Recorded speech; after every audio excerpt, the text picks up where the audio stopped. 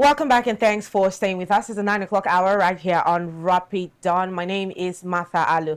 At 9 o'clock on Wednesdays, what we basically do is talk about the ladies. And yes, Nen ditched me today, but I think we have even better. Sorry to Nen, but today's conversation I'm excited about because for a very long time, women have been giving just participatory roles. And I would say they haven't been giving a lot of opportunities to create systems of advantages for themselves. Now, I would not blame the government. I would not blame the society. A part of the blame will be given to the women from my perspective, especially because I don't think that power or freedom is given to the majority. It is given to the minority that are willing to demand for it at all costs. And today we're talking about engineering advantage. Now, today's conversation basically is engineering advantage and securing leverage. What does that mean for us as women? Now, because we don't want to be extremely partial, at some point we'll be making sure that both the men and the women would learn how to engineer advantage and secure leverage at every stage of their lives. And today I have the honor of hosting Miss Carissa Caleb. She is a visionary equiper. She's a coach. She does so many things. But Carissa Caleb, thank you so much for joining us on the show this morning. Thank you so much, Martha. Because I've heard you speak before, I'm excited because at least a number of people would be able to tap from what it is that you have going on here.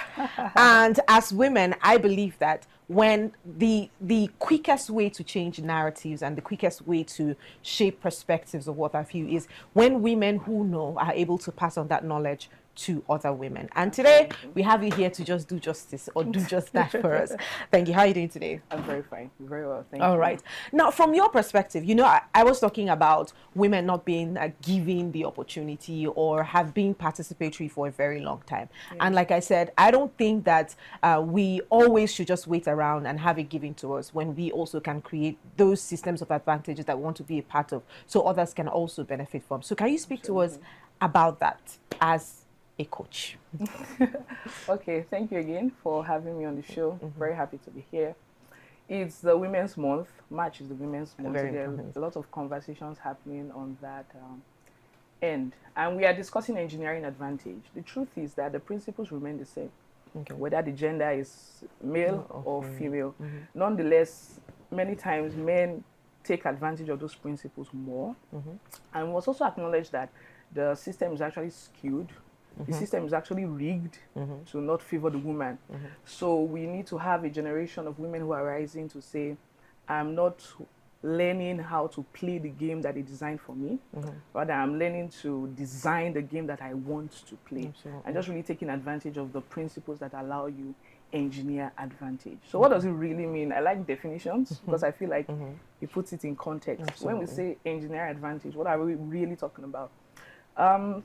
By way of definition, is really just deliberately designing your environment, your personal resources, your positioning, your identity in a way that outcomes tilt towards you repeatedly.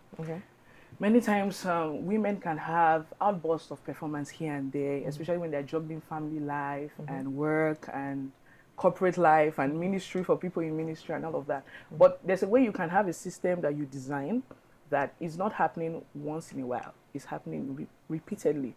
And is also happening in a way that it can scale.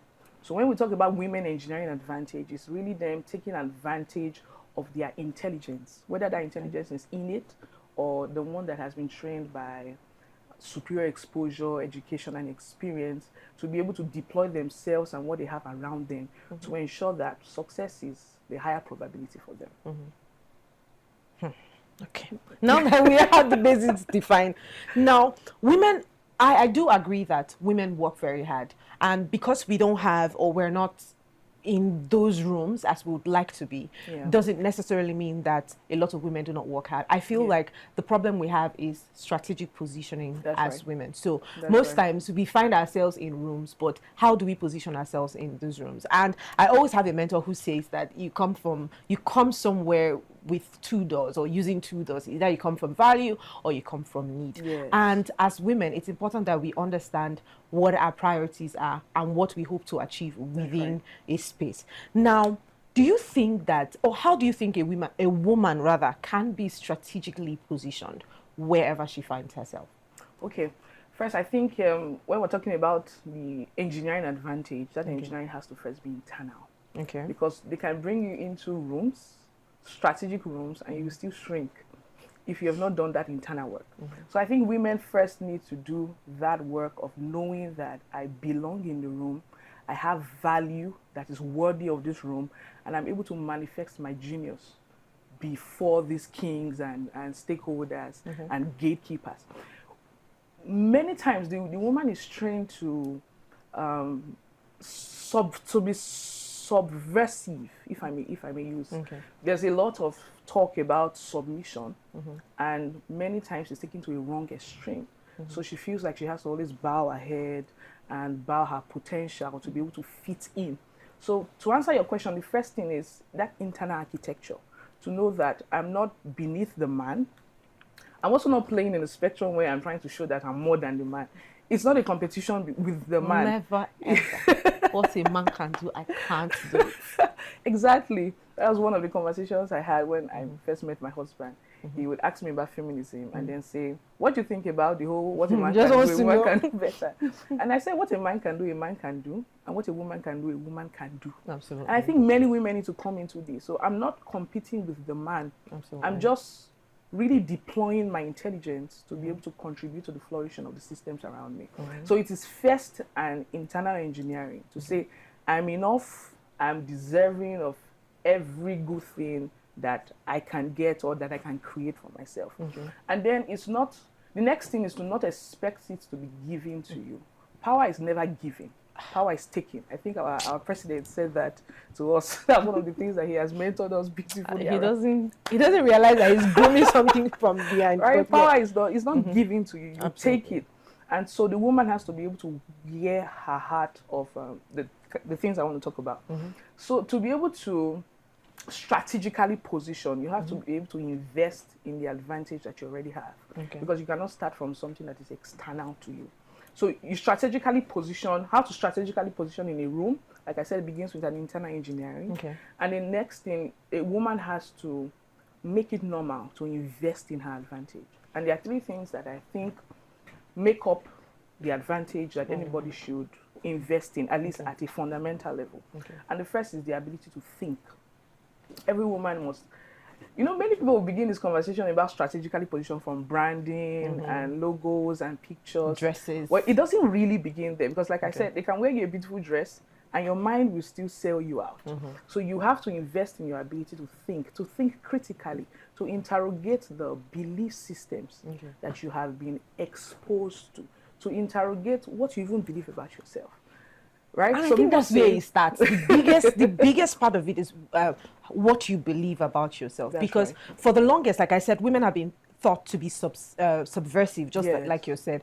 And we don't take up space because we feel like I might not be in a position. Society already says I'm not in a position to take up this kind of space. So if you don't even know who you are in the first place, if you don't believe certain things about yourself, no matter how much I say to you, you are just not going to believe it. That's right. So I think the mental conditioning is also part of it. You don't want to blindly say things like, that's just who I am. Who taught you that that's how you are? In coaching, you say personality is both by nature and by nurture. Means there are certain things that, like we will say in Nigeria, is follow come. And then there are certain things that are products of upbringing, education, and experience. And many of the things that women identify or they hinge their primary identities on are not necessarily nature, it's nurture. You were taught to not think so highly of yourself because of the way you saw your mother behave. There are certain things you have heard about yourself. You need to be able to plug yourself into a system that allows you win yourself of the things that are conditioning you to be small. So interrogate what you say, that's just how I am. You need to be able to interrogate the assumptions around your gender, the assumptions around your capacity, the assumptions around your potential, because it really begins there. So when I say invest in your ability to think, you want to be able to think critically about the person you have been. Think critically about the person you want to be. So you can clearly see how exactly do I leave point A to point B. Okay. You were talking about three things. Yes. Have you Let's explore all three. Okay, let's explore three. Your ability to think is also very vision-oriented. Many people have very skewed visions. Many women are not able to, at least from my work and the people that I've worked with, they're not able to think long range. And it's part of the things we're doing now, even for men, not just women. Your ability to be able to think in decades, not just in next week or in 2026. So that clarity of vision that allows you embody a particular kind of personality, that allows you set certain kinds of goals, and that allows you commit to the path that refines your potential. You need to be able to think critically. You need precise vision. And in a world like this that is rapidly changing and many things are coming up as the metrics for relevance, you want to be able to see exactly how you want to play in the system. So what exactly do I want to build? Because you cannot be talking about strategically positioning if you don't know what exactly you want to contribute. So who am I rather? Who am I? And then what do I want to contribute? What do I want to build? Who do I want to build it for? And how does this fit in the global scheme of things? Because you don't just want to play small and around what you think is happening, right? So to strategically position within a room, you want to be able to do that work of thinking clearly at the level of identity, at the level of vision, at the level where you can now build out a narrative that is compelling about yourself and about your work. It is that narrative that compels people within a room. It's that narrative that allows us to know how to respond to it. If you don't even know it, if you don't know it, there's nothing like strategic positioning. So invest in your ability to think. And that's a big thing in this generation because we belong to a consumer culture. People just consume the stories of others. They consume the exposure of others without thinking critically. Does this help me? And I play in the coaching space, so there's a lot of people who are doing coaching and personal development, and it doesn't just work for you because of how you are wired. What another person is teaching as excellence and what can get you into a room is your own mediocrity because of the kind of potential that you have. Well, if you cannot think critically to be able to edit what is working for you or what is not, strategic positioning is going to be just a far-fetched idea for you. So you want to be able to do that work to see clearly. There's an agenda to not make you see. So it takes a deliberate work where you climb to say, no, I'm going to climb the altitude of my own personal archives and to be able to see clearly where I want to go and how I want to build. The next thing you want to invest in is your ability to talk. There's no strategic positioning without narrative storytelling. So how do I, at the level of thinking, you are able to create the narrative. At the level of talking, you are able to articulate the narrative. Many women introduce themselves in very weak ways. Weak ways. I used to have some coaching engagements where I help people translate what they are doing into strong language. I think I saw yesterday that the Crown Prince of Dubai had changed the name of housewives. I saw it was funny. It was funny, but I thought that it would like change something about the way the women saw themselves. Absolutely. Because this whole housewife narrative, and by the way, I don't think that's a bad thing. I think there are people that have their calling there, raising children and doing all of that. Not everybody would be in the marketplace. That is also a marketplace if you ask me, because you're raising the next generation of people who would, be able to assume certain positions. So I loved that. When I saw it this morning, I think I actually did save it because I thought that it was going to do a lot to the women. That's right. And let me tell you something about the Dubai women. They are used to spending the money of their husbands. I love it. Everyone loves it. But you would hardly see a woman from that region talking about, oh, she's building empires or what. She's always there's Habibi. Habibi has a lot of money, so there's no need for you to work like that and like that and like that. So I love the fact that it was the idea was not just to change the name. It's for some people it's laughable, especially because I've even forgotten the name he gave it. Generation Shaper. Generation Shaper, yes. So it was very laughable. When I saw it, I laughed about it. But then thinking about it deeper, I realized that it was going to do something to the women within that space. Maybe in the nearest future, we'll start seeing them building multi-million-dollar brands, coming from Dubai. So that's right. Yeah, and this is a very important conversation because being a housewife is one of the critical roles or being a wife and a mother is one of the critical roles of women. And somehow society has shamed that portfolio. So they say, what do you do? Say, I'm a housewife. Okay, yes, but what else do you do? Like, it's a job. It's a job. I'm juggling 2 children and and all of that. So when he did that, it's supposed to create an identity shift so you can see something more. Because the people who are out there in society trying to repair society, they have that job because it failed at the family level. So if they're able to see better, to see beyond that, I'm shaping a generation at home, it gives them a fresh sense of confidence that they can now carry out if they eventually go to the corporate space or wherever that they want to function. So women need to know, and just to talk more about this is we need to be able to embrace our biological seasons with grace. I've seen women put pressure on themselves because when they get into family life, they now find out they cannot do corporate as much as they would want to. And there's a lot of pressure to perform, to do this, because they don't know the season has changed and you need grace. You need to integrate that new identity into what you're doing. So it also goes back to our identity frames and how we have connected ourselves to a certain kind of performance to be able to draw confidence about who we are. You need to sit into who you are away from work roles, who you are away from family roles, who you are away from being a wife or anything, because that's what would allow you embrace different seasons with grace. So that's why I said that internal engineering has to be done. For instance, when I got married, I left the social media space for about 14 months. And my work was... The truth is, if I leave nobody, they might not notice because it's like once in a while post there.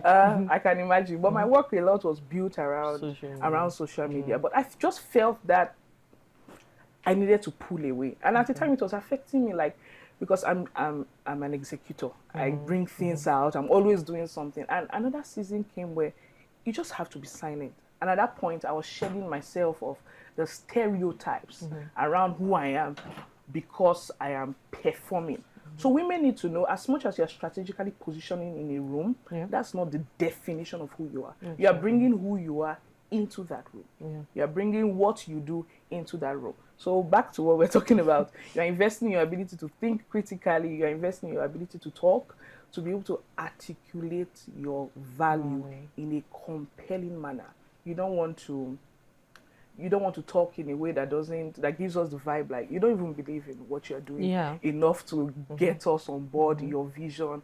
So, and I think a generation is rising of women who can rise. In fact, it should rise, because I remember I was also at a point in my life where I didn't even trust what I was doing. So when someone says, "Oh, you're so good at that," I'm like, please, I beg, I don't talk. Like, that's always the immediate response to that. And that's not because I didn't know what I was doing. It's just because I didn't believe that it was sellable. Because it's one thing to be very sellable. But the moment I clocked it, there's no free work over here. No free work over here. Because I think we give it as a service. We give it on a platter, even when we're not supposed to. Things that are supposed to actually benefit you. Because I know that there are certain things that profit should not be at the forefront of whatsoever. But what's so bad in earning from what you know how to do best? Nobody was going to... I would never have charged anybody to teach them how to speak, because I felt it's something everybody should know how to do. And that's literally also trivializing what you have as an individual. But let's talk about blind spots. When we are talking about building advantage, there are certain blind spots that women have as regards that. And I'll give you an example of a conversation that we had here one time. Where I had my co-host, who happens to be a guy, shout out to Victor. He said, we were talking about how beauty is also an advantage, and that when you get into somewhere, people most likely would reference you because of how you look first, before what you know. And oftentimes when we say that, because you say we have been engineered not to know, you said something and you were talking about us being engineered not to know. Some women have trivialized that aspect of their life, trivialized that advantage that they have. Okay, you're beautiful and so what? It's not a big deal. We've been told many times that it's not a big deal. We've been also told many times that that's all we have. It's just beauty and there's nothing else. But I believe strongly that that is a leverage that can build you advantage. Even though it is that advantage is as small as giving you the opportunity to be in certain rooms where you can now prove yourself worthy based on your skills and all of these that you've built that we've been talking about. So talk to us about some of these blind spots. I have unveiled that beauty is a blind spot. It's an advantage, but you need to know how to use that advantage before it becomes actually an advantage to you or a leverage. So talk to us about some of these other blind spots that women have, especially when it comes to building advantage. Okay, like I said, engineering advantage begins with an internal architecture. And part of that internal architecture is actually taking stock of what you have. Okay. You know, many people do SWOT analysis for their business. They don't do for their personal lives. So I need to do a SWOT analysis. What are the strengths that I have? You need to be able to put together everything that makes an advantage for you, because if you do not know it, two things can happen. It's either you have it and people dump it down, or you don't have it, so they make you feel like you're not enough. And there's a whole industry that is striving on women feeling not enough. The beauty industry is now that salvation is coming. It's striving just on you knowing you don't have the body, you don't have the beauty, you don't have all of that. So you need to be able to take personal stock of your own strengths and your own resources. But then even when you do that, there are certain things you still will not know. That's why we have the power of affirming environments. You need to position yourself within an environment that can see what you do not even see within yourself. And that's why, like you said, when women walk the path, they're able to take other women along with them. You want to embrace mentorship relationships. You want to embrace healthy relationships where they affirm you. You probably would have begun to build a business model around your gift earlier if you had somebody who showed you the way to say, no, this is it. So there are certain things that will remain in our blind spot except we have revelation based off what other people tell us. So we have to be very intentional about the kinds of environments where we immerse ourselves, from marital environments to friendship environments to mentorship environments, because so women have entered marriages where that's the reason they lost their confidence. So you want to ensure that your environments are enabling and they are affirming and they can call out those things you do not see. So since you're the one who brought up the idea of blind spots, I'm sure you have more that you would like more to blind spots. No, tell us other things. Other blind spots. We'll go out on a very short break. When we're done, we'll get back into the conversation. It's been a delight being here with you. But yes, 1 minute to catch our breath and then we'll be back. Please stay with us. All right, welcome back and thanks for staying with us. It's still Rapid on right here on Rapid TV, and we have been having conversations centered around engineering advantage and securing leverage. And we have had the honor of having Miss Carissa Caleb with us. She is a visionary equiper. And I believe that the first 30 minutes have been productive. Yes, because we've been talking about how to engineer or strategically position yourself as a woman. And this conversation is not just for women, I would say. It's not just beneficial to women alone.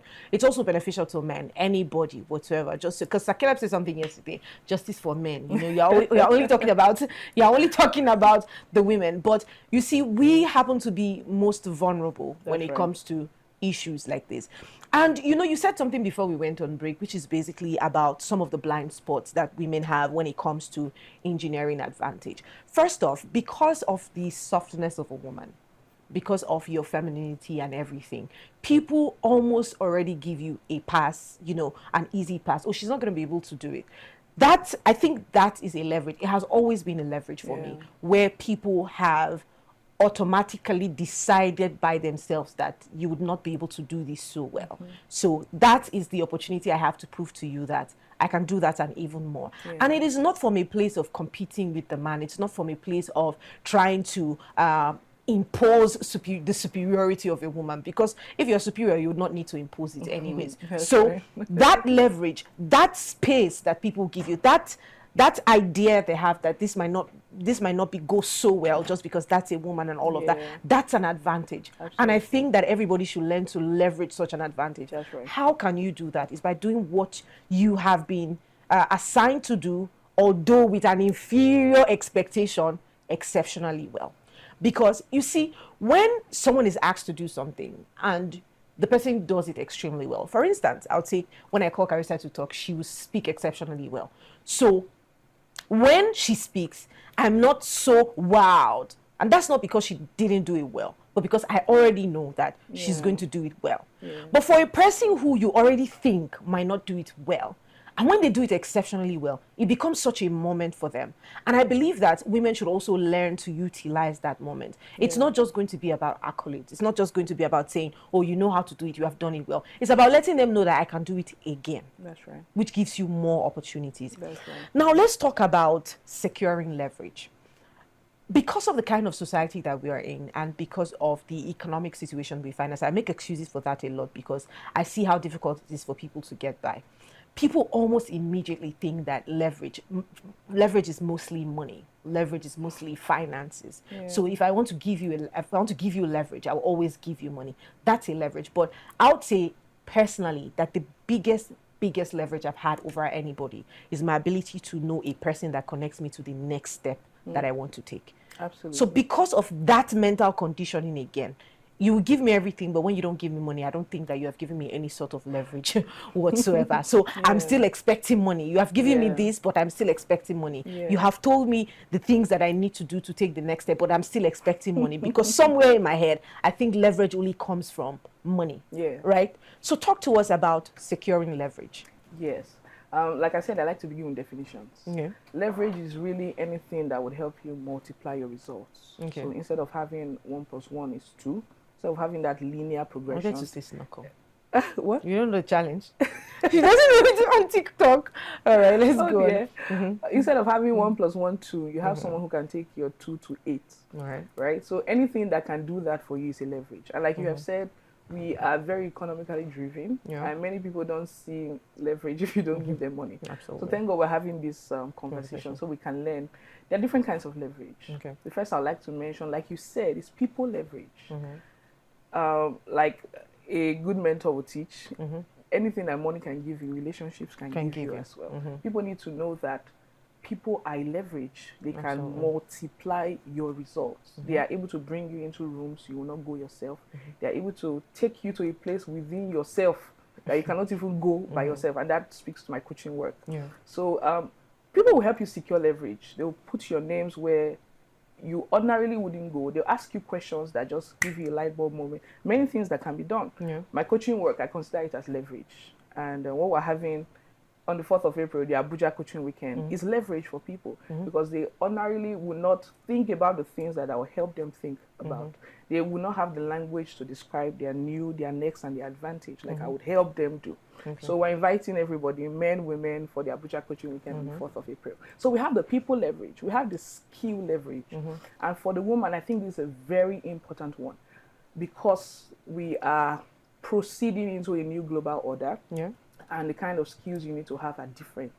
Many people have heard this, but I want to take that a little further, where you want to think about a rare combination of skills. So you're not just building digital skills or digital literacy. You are combining rare skills in a way that is easy to choose you. It's difficult to let you go. So you're adding strategic thinking to your communication, to your automation skills, and all of that. Rare combination of skills. And that's why I said it really begins with your ability to think. So be able to see a precise future, and then you can do a pathway development. How exactly do I get there? So there's the people leverage, there's the skill leverage, and of course there's capital leverage. Money is leverage. Definitely. Absolutely. Money gives you more money. So leverage is really anything that is able to compound. There's asset leverage. And many people just think money, but now, especially in the kind of economy where we are, where we live in, there's intellectual property leverage. And I think we, as a generation, are beginning to appreciate intellectual property because for a long time, Nigerians did not really embrace that. Now you can live in a time where you sing one song, you put it on YouTube, it has 35 million views, it keeps growing and growing and growing, and you keep getting paid for all of that. You have your intellectual property.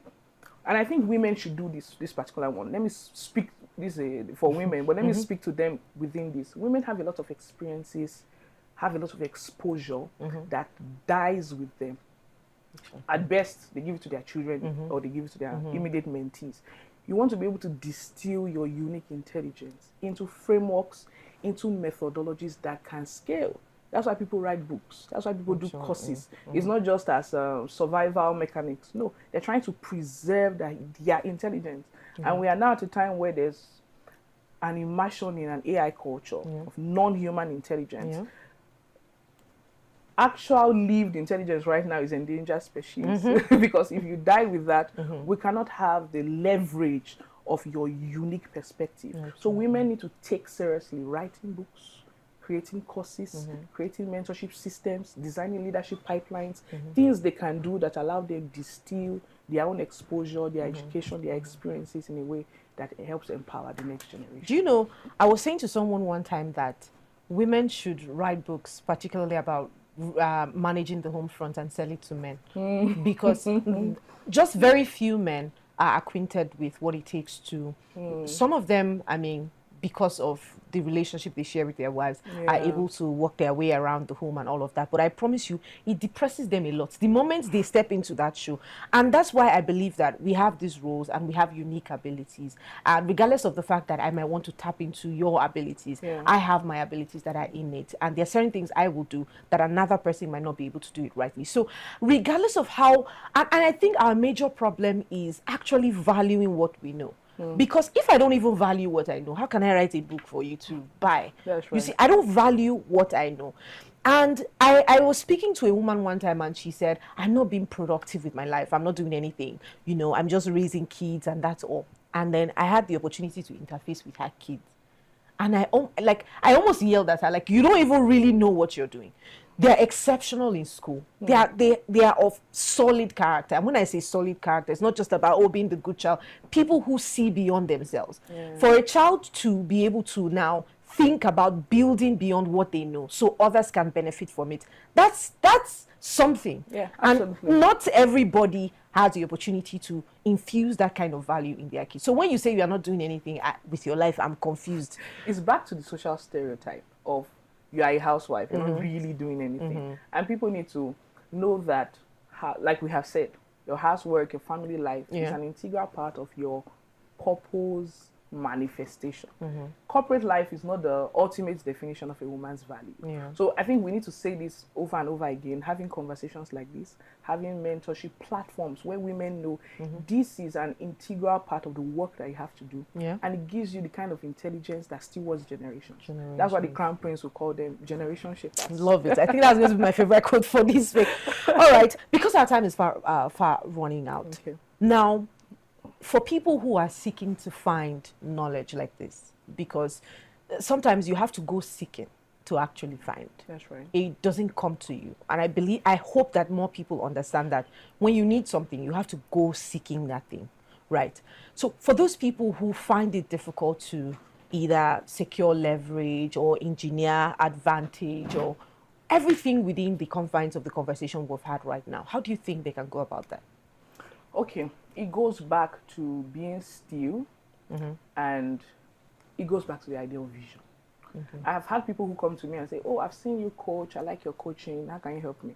I'm like, no, you have to know what you want to be coached. Then I can tell you if I can help you. I'm not out there saying, can I help you? So you want to sit and say, where am I? Interrogate it. Where do I want to go? What do I need? So when you know what you need, you can say, okay, who can fit this box? Who can fit this box? What mentor, what friend, what advisor, what consultant, what coach can fit this box? So you have to go back to really sitting and asking, where do I want to go? It begins with vision, because it's vision that gives direction. You can just enter your car and say you are going to Maraba, and what you really want when you sit down should be taking you to Uye. So if you don't do that work of saying, okay, why am I going out? What am I looking for? You will not know who should speak to that person. There's a person who can speak to your future. But if you don't know what that future is, so do that work first and sit. And there's a way God has created the universe where we stay. When you have clarity at a level, you begin to attract every other thing at that frequency. So you have a clarity of your assignment. Before you know, it's just on Instagram, you see somebody speaking to it.